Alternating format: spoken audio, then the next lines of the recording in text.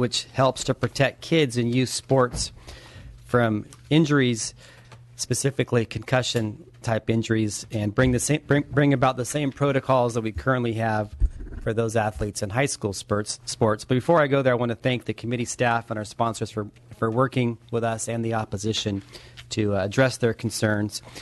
As we know, there are current laws in place to protect high school athletes by limiting full contact football practices, requiring coaches to receive training on concussion identification, and requiring athletes to complete specific return to play protocol after sustaining a concussion. We've done a lot of work in the last 5 or so years on this topic, but we haven't addressed too much kids in youth sports, which our witnesses will testify is a significant issue. Unfortunately, many times young kids especially, who receive these injuries, the impacts go on for many years down the road. And this effort here will bring about the same protections we have for high school athletes for youth sports programs in California. I know there's some questions, and it's questions that I frankly had about what defines a youth sports program, the characteristics, a small one, a club, recreation. We're certainly willing to work on that as the bill proceeds, but in some we want to make sure we bring about the same type of efforts to protect young athletes that are not in high school as we do for high school athletes. We think doing so will make sure that the amateur athletic program is good for kids. We want kids to play that. It's healthy. It's life skills, team building skills. But we also want to make sure that they're safe. With me today, I have 2 witnesses, one from the Athletic Trainers Association and one individual in the field. And my first witness, you may have seen in the silver screen. Actually, it wasn't him. It was, what's the fellow's name? Will Smith. Will Smith played Dr. Bennett Omalu. He was the then pathologist in the Pennsylvania area, and now he's down the road in San Joaquin serving as the forensic pathologist, neuropathologist, and epidemiologist for the San Joaquin Sheriff's Coroner's Office, and he's also affiliated with UC Davis. So first, Dr. Omalu. Thank you so much, Mr. Chairman and members. I'm excited to be here. I was the first physician to make a link between exposure to repetitive blunt force trauma of the head and permanent brain damage when I performed the autopsy on Mike Webster in 2002 in Pittsburgh, Pennsylvania. And because of the immense public health ramifications of the discovery, I worked with Hollywood to produce the movie Concussion, because we believed that we needed to empower the society, empower everybody with knowledge to know the dangers inherent in exposure to repeated blows to the head inside sports or outside sports. Now, many times you hear about so much focus on concussions. Scientifically, that is actually inaccurate.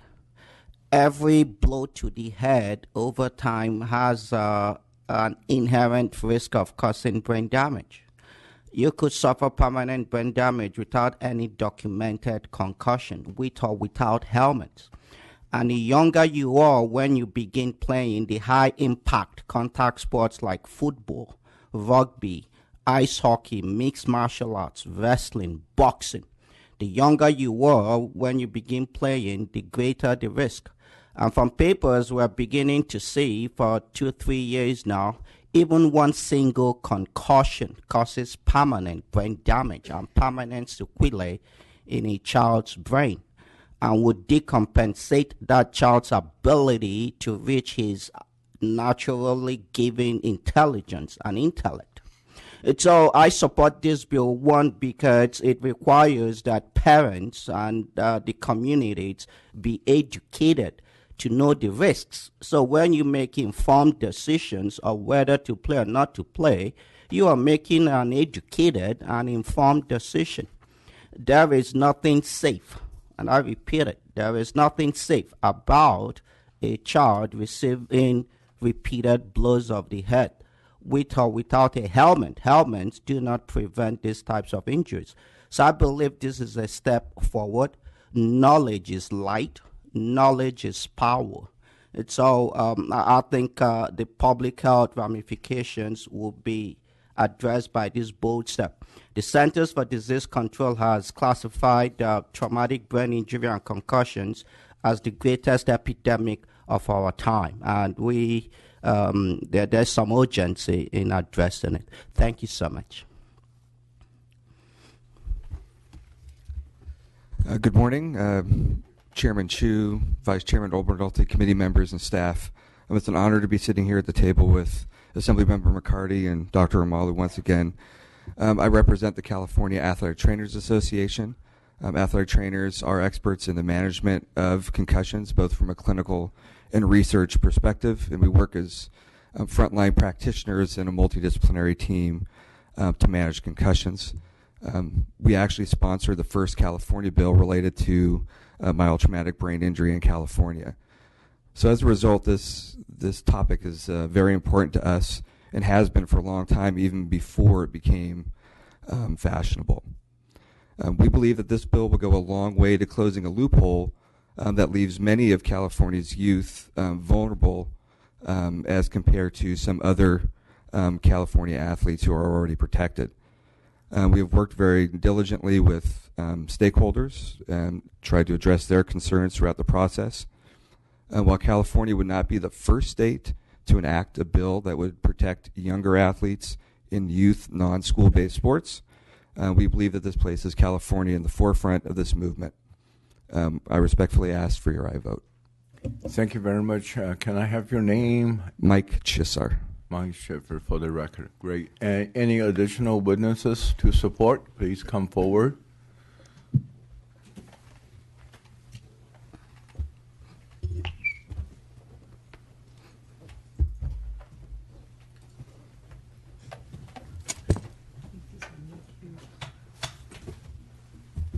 Go ahead, please. My name is Steve Barrow. I'm the co-chair of the California Unintentional Injury Strategic Plan Project. An unintentional injury is the leading cause of death and hospitalizations in California of our children and youth up from 0 to 19 years old. We've lost over 10,000 children just in the last 10 years. We've had over 250,000 hospitalized. This bill represents one of the top 10 issues that have been recognized and identified by the 70 working stakeholders of that project as something that we really need to step forward on. We want to thank Assemblymember McCarthy for not only authoring the bill, but working with us on some technical amendments that we thought needed to be in the bill, and his staff and your committee staff did a really good job helping with that. I also want to thank the athletic trainers for stepping up out of the crowd of people that have an interest in this and sponsoring the bill. Good. Thank you very much. Next. Chris Reed, San Jose. As chair of the Government Affairs Committee for the California Physical Therapy Association and dual credentialed as a certified athletic trainer and a licensed physical therapist, I rise to speak in strong support of AB 2007. It is estimated that there are nearly 3.8 million incidents of sports-related concussions annually in the United States. As licensed healthcare professionals, physical therapists play a vital role in the management of our youth athletes who are affected by concussions. This bill places necessary safeguards in place for our youth athletes outside of the school systems. Thank you. Stuart Thompson, on behalf of the California Medical Association, in support. Thank you. Thank you. Lydia Bourne, representing the American Academy of Pediatrics, as well as California School Nurses. We are both in support. Thank you very much. Any opposition? Please come forward. Seeing none, do we have a motion? And a second? Second. Any question from the members? Vice Chair. Thank you, Mr. Chairman. Mr. McCarty, thank you very much for bringing the bill forward. I think this is a very important issue, and I was inspired to meet Dr. Amalu earlier this year and to have a discussion about the risks of childhood concussions. So I think this is a very important issue. I think it's a very appropriate bill. I had a question about something you alluded to earlier in your presentation about what constitutes a youth sports organization. And you had mentioned that you wanted to tighten that down a little bit. Can you elaborate on that? Sure. Well, I guess the first is for the research shows that concussions among little kids, 12 to 15, has a significant impact. And we always focus on on Pop Warner and tackle football. And I played Pop Warner when I was 11. I was horrible, but that's why I'm here today. But where do you start? When do you stop? There's risk of concussions in gymnastics, in soccer, even in softball. Last night I was coaching my little girl's 7-year-old team, and 2 kids collided. And the coaches, nothing really happened. But if they would have hit their heads, I don't think the coaches had the proper training to know, is it a concussion? What do you look at? And so I think that the goal is to try to get the majority of amateur, recreation type activities that coaches and parents deal with, and not be too burdensome. So we're focusing on recreation sports leagues. But I realize that there is, a tweener. What if it's martial arts or some type of other activity and track and field? So we're willing to, as we go down, to try to come up with something that works that tries to focus on the gist of it and realize that there's some maybe outliers. Did you want to expand upon that? I mean, we're certainly willing to work, and this was brought up to us. And I think the key in the definition now is competition. You can have a kind of an educational program where the kids are not competing, and I don't think that those are subject to the bill. But the bill as written now would kind of institute that if you have outside competition as part of the program, that would qualify you as a youth sports organization. All right. So, for example, my niece is a member of a dance school. Is that a youth sports organization?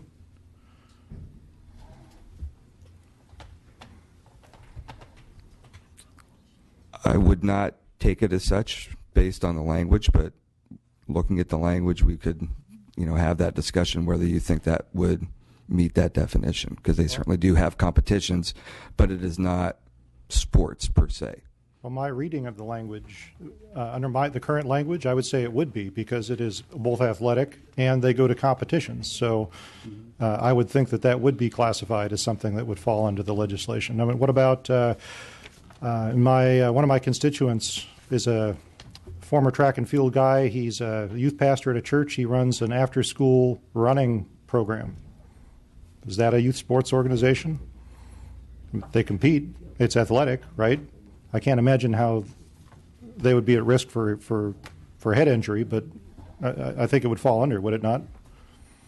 I think needless to say, there are the goal of this is the competitive sports programs, but there are a multitude of one-offs which you can decide upon, and that's why I alluded the get-go that we're willing to, as we go forward, to come up with a tighter definition of what a competitive youth amateur athletic activity is. Sure. Well, I mean, I'm gratified to hear that. My concern is, I think the bill is great, but my concern is that we're putting some requirements and restrictions on these programs, and justifiably so in a lot of cases. But anytime you do that, that will have the effect of deterring people from starting such programs. That's an unavoidable consequence of what we're doing.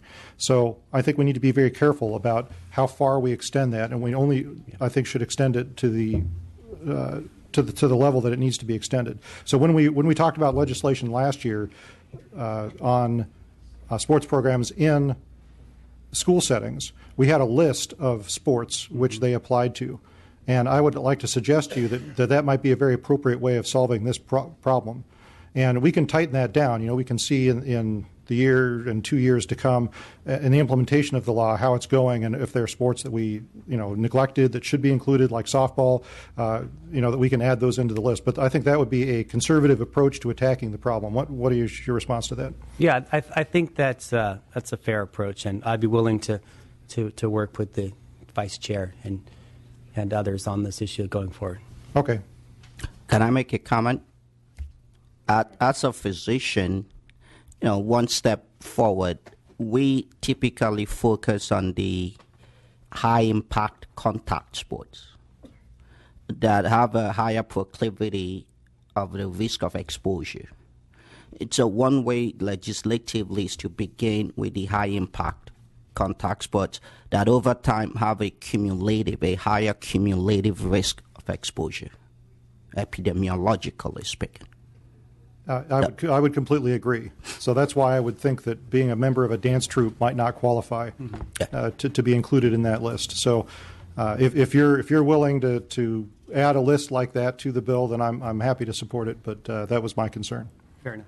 All right. Thank you, Mr. Chair. Before I ask my question, just a procedural question. Are the amendments, the bill I'm looking at is amended as of April 26th? Mm-hmm. Is that the current version of the bill before this committee? Okay. Yeah, there were not any committee amendments adopted, to my knowledge. Okay.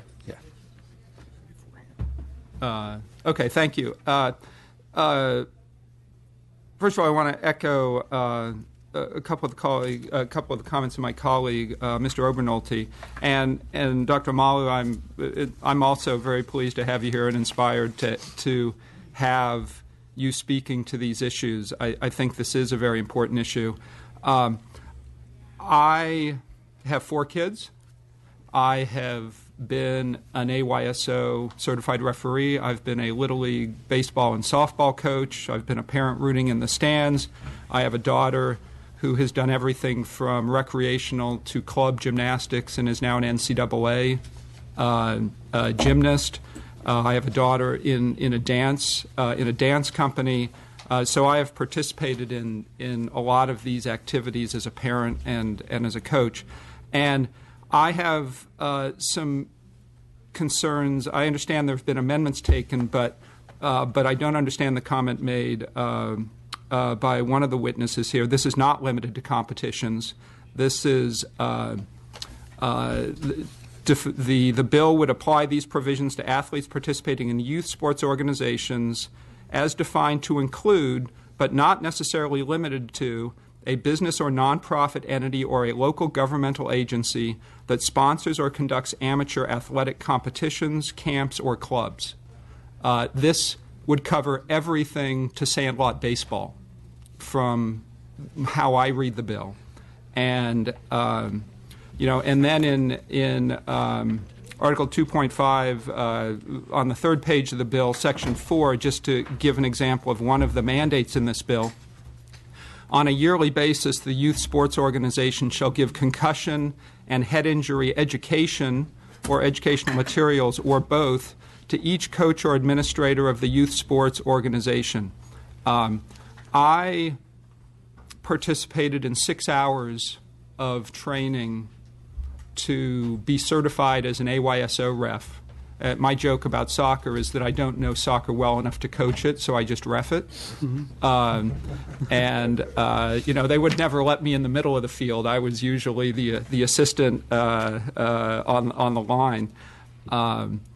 And I share these concerns. I've had my son played high school football. He was tested for concussions at least once that I recall. My daughter has fallen off the balance beam in tough ways. So I agree that these are very serious issues. But we cannot purport to create broad mandates for a very undefined and broad scope of formal, informal, and semi-formal clubs, competitions, and camps, and think that we're not creating significant burdens on our nonprofit sector. It is incredibly hard for the volunteers. These organizations are all run by volunteers. If you go to a Little League, if you go to an AYSO, these are parents with 1 or 2 or 3 jobs, trying to get their kids to school, trying to get their kids through homework, trying to get their kids to practice and to games, trying to make the committee meetings, the volunteer committee meetings for the Little League or the AYSO or the what have you.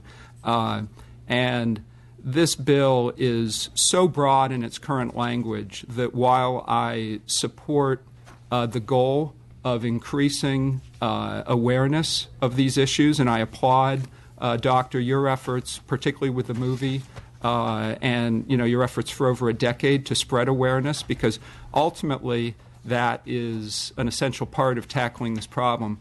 But we have to be mindful of the risks of inactivity, the risks of parental withdrawal as a result of these kinds of mandates. Doctor, and I'm not debating you because I defer to you in this area, but my understanding is that the elephant in the room from a public health standpoint is obesity and inactivity and a sedentary lifestyle. And we have a third of our children under 18 in this state who are at risk of diabetes or pre-diabetic conditions.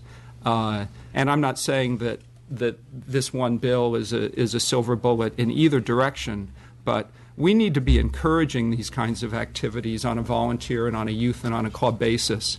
And I think this bill creates significant burdens on many organizations, and I use the word organizations in quotes because many of them are not very organized, who would have trouble complying with the mandates in here.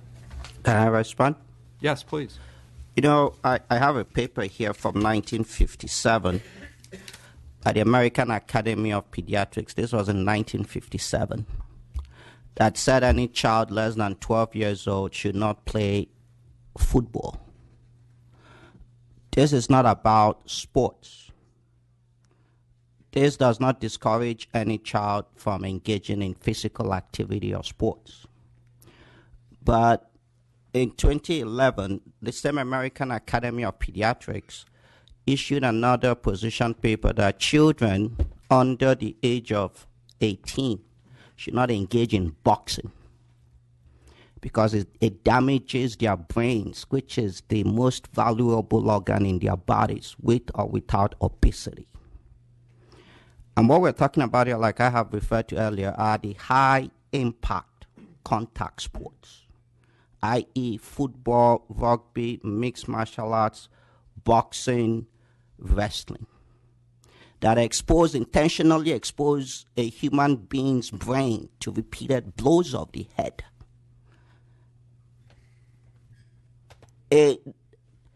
We are evolving, we are becoming more intelligent, and even genetically we are changing. Based on the science today, it is a greater threat to the society to damage a child's brain. There are consequences later in life. For example, in the military, the special forces have the highest exposure to ordinances. The special forces have the highest prevalence and incidence of suicides because there's a direct link. And many times when children, especially minority children in inner cities, begin to exhibit criminal tendencies, violent behaviors as teenagers, major depression, drug abuse problems, chronic alcoholism problems, nobody has stopped to think, what role has exposure to repeated blows of the head played in the manifestations of these symptoms? So again, like I have said, this is not an anti-sports or physical activity. Rather, this is about positive public health attitudes and policies. There is no benefit whatsoever, and other doctors here would confirm with me. There's no benefit whatsoever to expose a child to repeated blows of the head. There's no benefit whatsoever. There are other sports like dancing that are non-contact, athletics, track and field, swimming, lawn tennis, badminton, volleyball. Then when they become adults and their brains become fully developed, they can do whatever they want to do.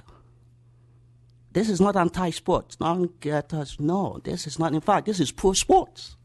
Because if you engage in an activity that damages your brain, even with the physical activity or not, the damaged brain is not likely to make you grow fat because it affects your pituitary gland. So based on the state of the science and what we know today, there is no justification whatsoever to allow children to continue engaging in these behaviors. It's like the public health significance is like smoking.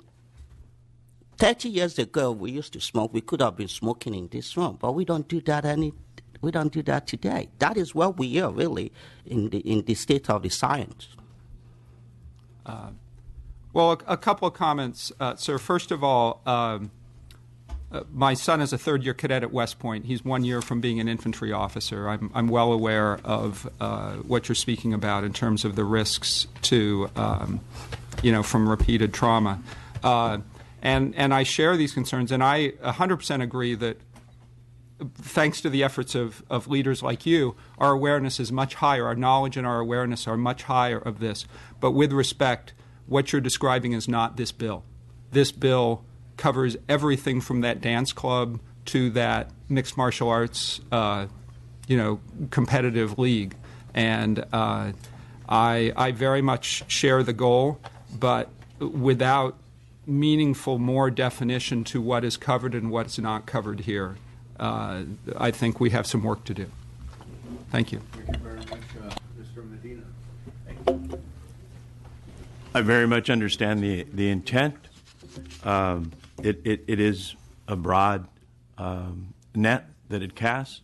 There is nothing in the bill about follow-up or seeing how they're doing with the intent of the law. Mm-hmm. How do we know that it's being done? Is it? You mean enforcement, or the kid gets hurt because there's a return to? So either of those. Okay. Well, how for do the we know individual, how do we know that a little league baseball team is giving that information to their coaches? We don't. There's not enforcement, my understanding, in high school. There's not sanctions going about. I'm not sure this. Would I be wrong to think that CIF would monitor high school football? I cannot state absolutely, but I think they don't monitor directly on a regular basis. And I guess, and I did in my close want to address Mr. Hadley's comments, but for the individual, that's part of the issue, is that there's a return to play protocol where you have to be cleared by a health professional. The medical association testified to that, and we're working with them to further tighten what that actually means, because there's an existing definition of a health provider from last year's bill. But that's the most important thing, is having a procedure in place for what an athletic team or coach would do before the youngster goes back to the playing field. But there would be no monitoring to make sure that the team or the leagues are doing that, or even giving the information to their coaches. Our bill does not propose to do that, and my understanding, we can maybe invite up the CIF.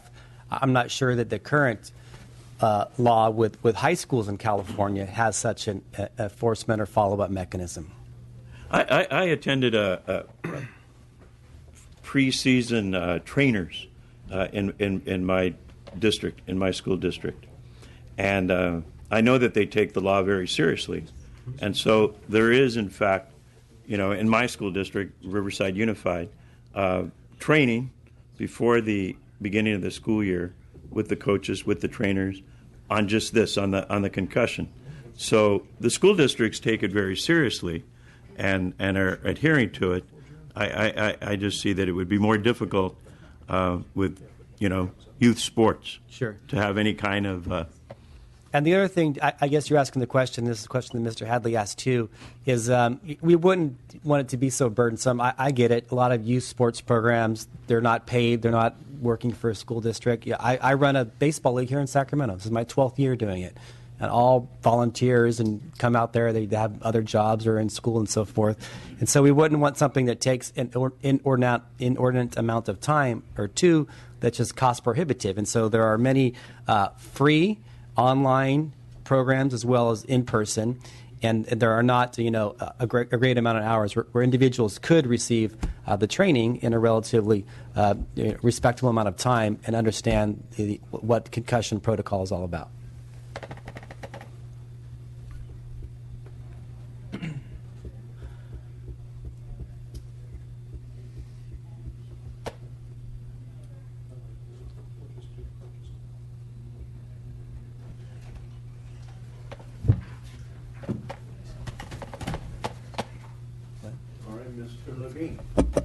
Mr. Levine. Yeah, thank you, Mr. Chair. I want to just say thank you, Mr. McCarty, for presenting this bill.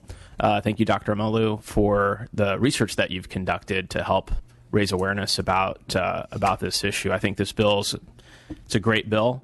People want guidelines. People want to know how to respond to this appropriately. parents want some tools. It's not enough to say, well, it's a kid. You pick them back up, you dust them off, and you run it off.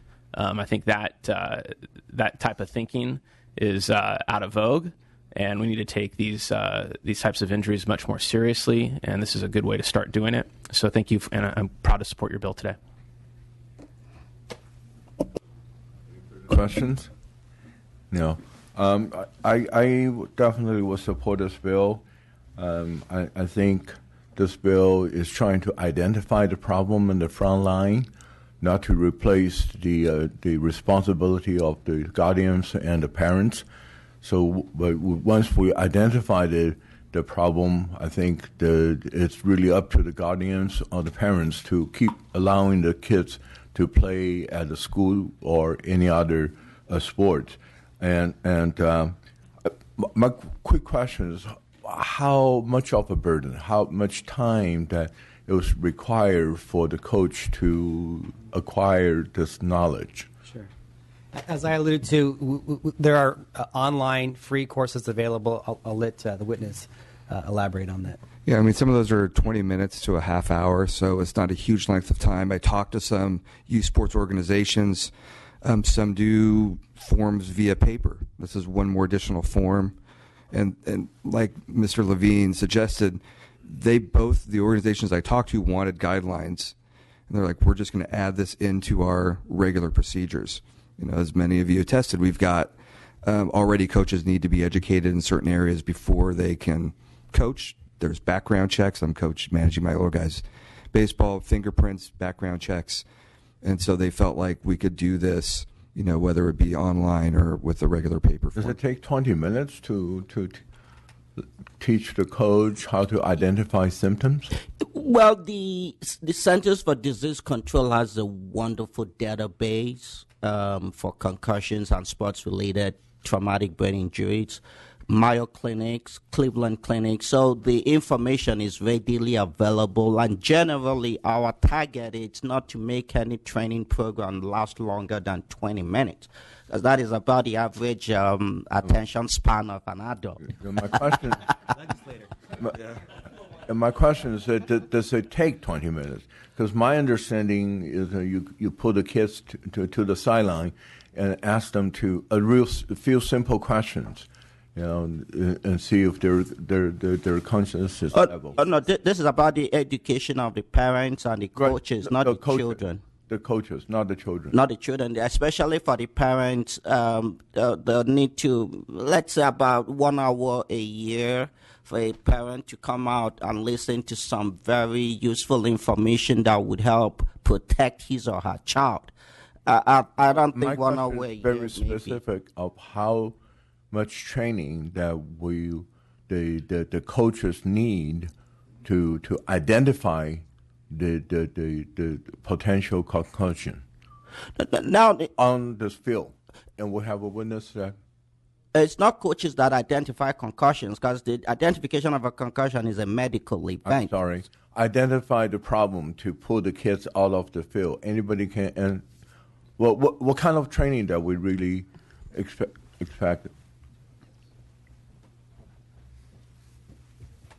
Not concussion, but, you know, for the coach. If an incident happens, right. So besides being, I'm here on behalf of the California Coalition for Children's Safety and Health, and also the co-chair of the state's unintentional injury. But I'm also a parent of 6. I've been a AYSO certified coach for 20 years. I'm an intermediate candidate ref for AYSO, so I've had a lot of background out on the field. I've also been a Little League coach, a Little League board member. The training that is required now, I have my concussion training. It took me less than an hour online through the CDC AAP online course called Heads Up to take the training. It really helped because it clarified to me, okay, there's always some questions. When do you remove, and what players do you remove? And then who do you turn them over to once you remove them? How do you work with parents that will say, oh, wait a minute, my kid's the star. They need to stay on the field. It takes about an hour, and then you go through, in this one, you go through a post-test. Not all programs. Some programs are face-to-face, and they do much more thorough. But this one, the post-test took about 15, 20 minutes. Got a certificate. For our league, I live in Antelope. Our league has parents that range from not quite graduating high school to PhDs. And my co-coach was a coach actually from Russia who had not graduated high school. It took him an hour to go through. He's proficient in English. And to pass the course. And it answered a lot of questions that he had because they don't really do it that way where he's from. And so it's about an hour training. Okay. I go through, dozens and dozens of hours of training every year as a coach, and all of us that have coached, we all do that, and we get refreshers and stuff. So you're talking about an hour in the evening, or if they hold face-to-face, it's probably maybe a little more than that. But we're all used to doing that kind of stuff. It's very accessible. It really clears up how you think about concussion and how you understand it. Thank you for the doctors, the good help that we've had in understanding this issue. 15 years ago, I would never pull a player off the field. And now I will pull a player off, but with knowledge. And so that's the kind of training you're talking about. As far as which sports leagues, most programs really need to have this coverage. A dance troupe. I know dance troupes where they throw the child in the air 10, 12 feet, and sometimes miss. They come down and crash. Right.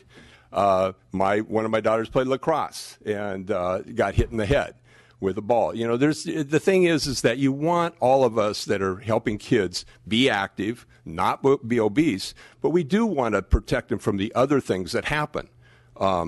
We need them out there moving, but we also need to make sure they're safe while they're moving. Great. Thank you very much. So I heard about 20 minutes to an hour to acquire a life-saving skill, and I would definitely be supporting this bill. Madam Secretary, could you please call the roll? Oh, I'm sorry. Yeah. I should have given the members a chance to close. Well, first of all, this has been a great discussion, and frankly, I think this is such an important topic that hits home to all of us, whether we're parents or have youth sports leagues or nieces or nephews or been there before. And so I appreciate the discussion and certainly take into consideration efforts we can work on to improve it. I'll work with the committee staff and the vice chair staff moving forward, and requestfully ask for your aye vote. Great. Thank you very much. I think there will be an opportunity to work on more specific language and the scope, what you cover. So I, again, ask for an aye vote. Assembly Bill 2007, McCarty, do pass. Chu? Aye. Chu, aye. Obernolte? Not voting, but I look forward to supporting on the floor after you've tightened up the language. Obernolte not voting. Hadley? Not voting. Hadley not voting. Levine? Aye. Levine, aye. Lowe? Aye. Lowe, aye. Medina? Aye. Medina, aye. Nazarian? All right, your vote is out. I'll leave the vote open for the absent members. Thank you very much. Thank you. On-call bills. On-call. Okay, we have a few bills on call. So, Madam Secretary, would you please? ACR 166, Levine. Aye. Levine, aye. Lowe. Aye. Lowe, aye. We also have the consent calendar. Assembly Bill 1660 do pass as amended. AB 2138 do pass to consent. ACR 124. Levine. Aye. Levine, aye. Lowe. Aye. Lowe, aye. Pass. Okay. All right. Okay. Thank you. So we Just have to keep wait the bill on for. call. Yeah. So Mr. Nazarian's And- the one who hasn't added on. Yeah. Yeah. All right. Thank you very much. He voted on the consent calendar.